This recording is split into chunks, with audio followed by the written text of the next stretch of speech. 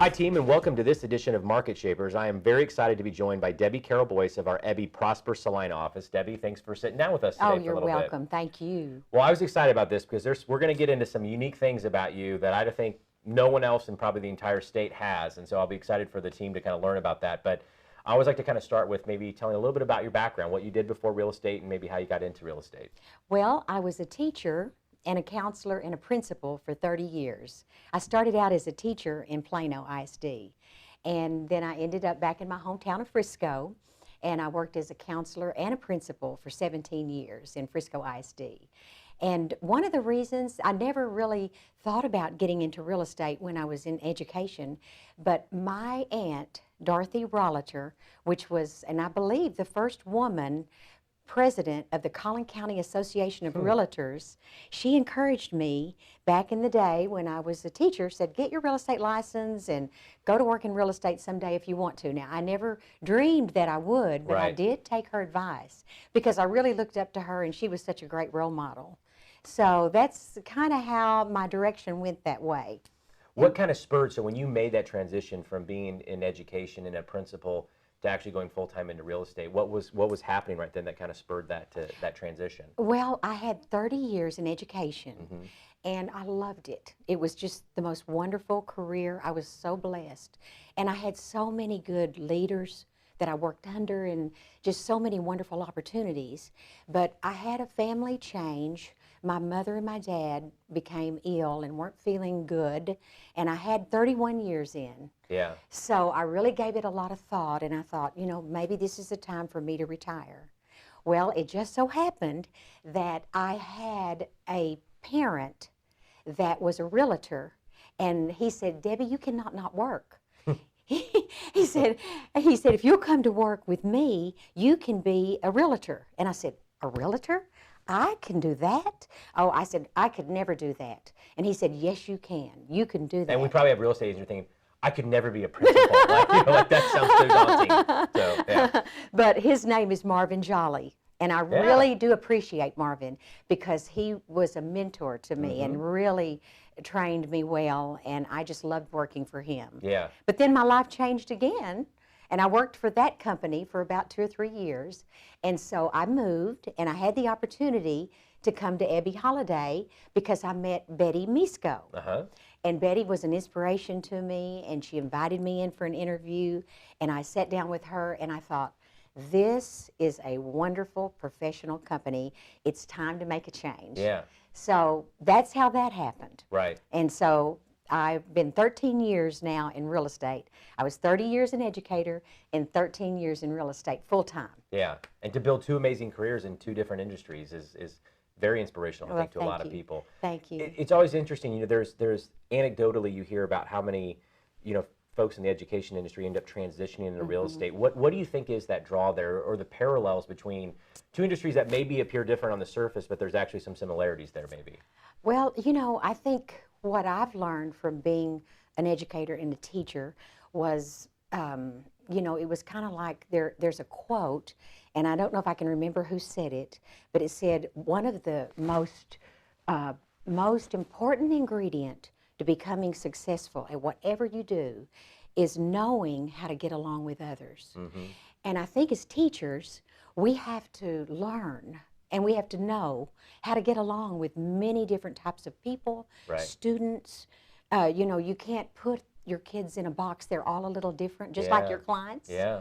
And so I think we learned that, and I think teachers are servant leaders. You know, we have to know that we have to have it in our heart. And so the one thing that I think communication is the key. And I think if that helps us a lot in real estate. Yeah. So I encourage, you know, any teacher, educator that's interested in the real estate business to go forward with it, and especially with the Ebby Halliday companies. Well, I appreciate that. Because really, it's on the cutting edge. Yeah. And, you know, it's a standard above many companies.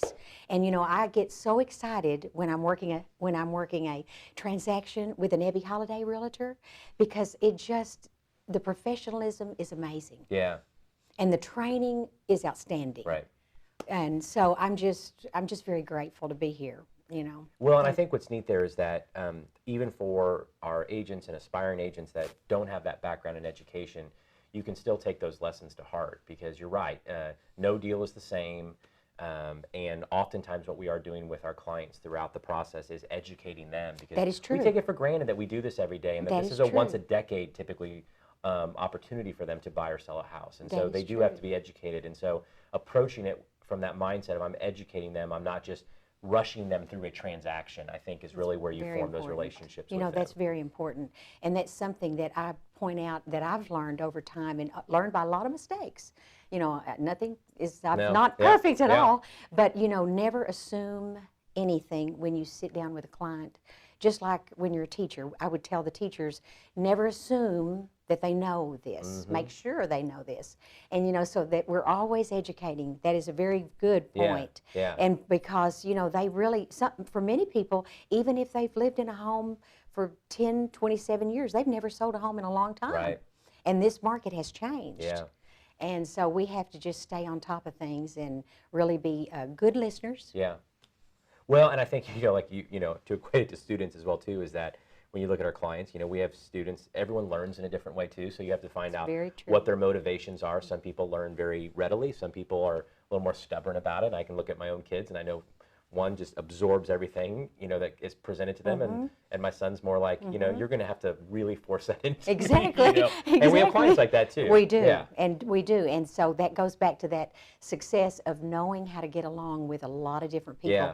And I think as a teacher and as an administrator in education and just in leadership, you have to manage a lot of different people. So I think that is an asset for teachers Yeah. and going forward. And you said another thing that touched my heart.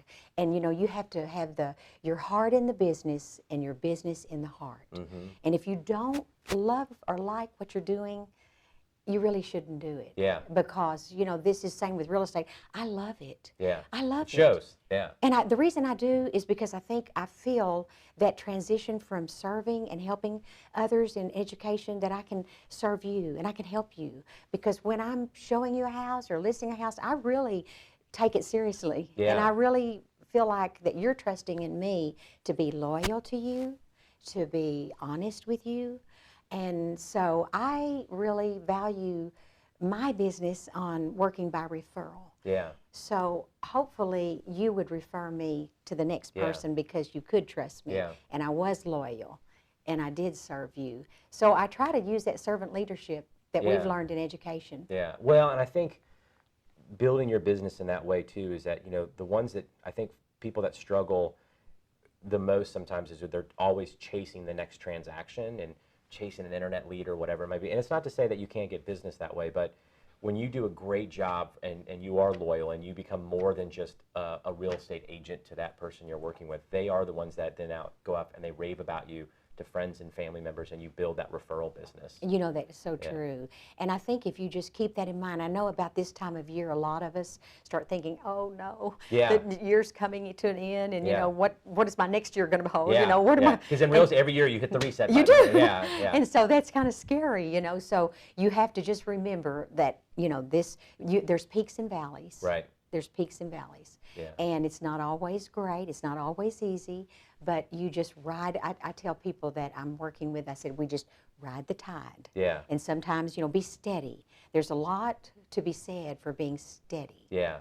And I've made some mistakes along the way as far as the leads and, spending a lot of money on leads that,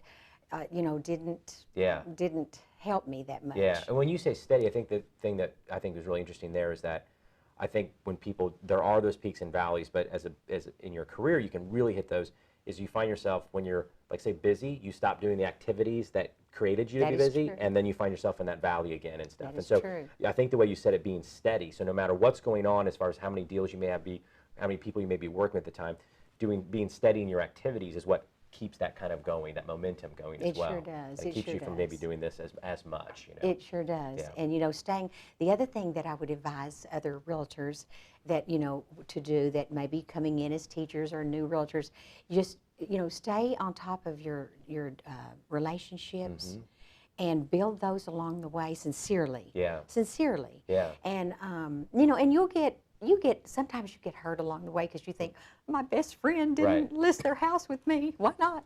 But you have to realize, I think, try to move on Yeah. and not take that too personally, because there might be a reason. And just stay steady. And like you said, stay steady and keep going. I believe in staying in communication. Always have your phone, answer your phone, return your calls. Yeah. Write notes, celebrate birthdays, celebrate anniversaries. Yeah. When people need an extra hand, do that too. Well, that's when they know that you really care, like that they realize that they were more than just a real estate transaction to you when you are celebrating those milestones with them along the way. Mm-hmm. Yeah. And Chris, I've had so many wonderful opportunities here with the Ebby's companies. Just appreciate it so much because the marketing, Cody, Randall, Stephanie, Rihanna, they've helped me so much, really. That is amazing. And, when I first met Betty, she was so professional, and that's one of the main reasons I came. I had an opportunity, too, to meet Ebby, to be with Ebby, like many of us have had. And she would call me, and she would write me little notes. And so I watched her, too, from a distance. And I wanted to be like her. Yeah. Because I really did It's a good admire person to her. emulate. Yeah, and this is such a great company, and I really just want to commend you too, because you've taken this to the next level, and it's exciting. I see what you're doing, and we have to run to stay up with you, but you know what? It's wonderful because it's like we were talking, Steve and I were talking earlier about communication, and if we don't stay on the cutting edge of technology, we're going to be lost. Yeah. And so a person like myself, I have to really work at that, so I really appreciate the training, the opportunities. Your education department is amazing, Terry, all of those people that have helped us along the way. So it's incredible. And that's what I tell my clients. I say, you can interview a lot of different people, agents, but when you're interviewing an Ebby agent, we're the #1 in DFW area. We have the best training, the best legal training, the best lenders, the best title companies. I mean, it's just a package. There you go. Commercial cut. We're going to put that on TV. There we go. No, but you're right though, because it is it's a team sport, because it is, because you don't necessarily, you might have a formalized real estate team, or you might be an individual agent, but you need a team of people behind you to really pull off those amazing experiences for our clients. And that's really what we try to do here, is to build that team behind every single one of our professionals, is so that they can deliver those amazing experiences for everybody. And I want to commend too your Tandy that is on the help desk. Yeah.